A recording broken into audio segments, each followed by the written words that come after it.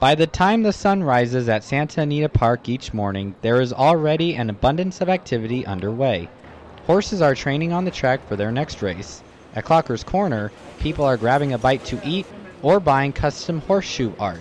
On some days, a worker is even stopping a loose horse. Nestled in Arcadia in Southern California, Santa Anita Park is known for both its majestic views and rich history in the sport of horse racing. Since Santa Anita Park opened on Christmas Day in 1934, some of horse racing's greatest champions, like Seabiscuit, John Henry, and Zenyatta, have all won here. The track is also home to American Pharoah, who won the sport's first Triple Crown in 37 years earlier this summer. Champion horses like American Pharoah showcase the potential success that a person could obtain owning a racehorse. But owning a horse is a much bigger commitment than some might think.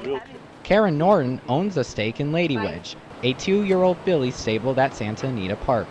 Karen says a hometown connection became her inspiration to buy into a racehorse. I got to know California Chrome here at Santa Anita and then other racetracks, and learned that the owners were from Bakersfield, where I'm from, and so I was privileged to be able to go on that ride with them through the Kentucky Derby and the Belmont. It was so exciting and so much fun to be part of that horse racing world that I decided that if they could do it and buy breed a horse for $10,500, that maybe I could buy a horse. When Karen began looking for trainers, her friend bought into a horse named Metaboss, and that's how Karen came into contact with Lady Wedge and Lady Wedge's trainer, Jeff Bondi.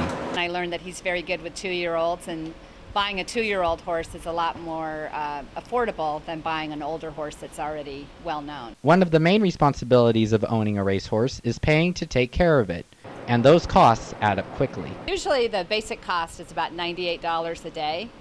And then I own 25%, so I pay 25% of that. And then on top of that, you have the vet bills and horseshoes and all the other. And then to enter a race, it usually costs money. Lady Wedge has finished 5th and 4th in her 2 career races, but Karen remains optimistic that she'll find herself with Lady Wedge in the winner's circle in the near future. Lady Wedge she has the capability of going fast. I mean, there was a day when she got what's called the bullet work in her work, and she was working with the jockey, Edwin Maldonado. And that means she had the fastest time of, how many furlongs she was working out in.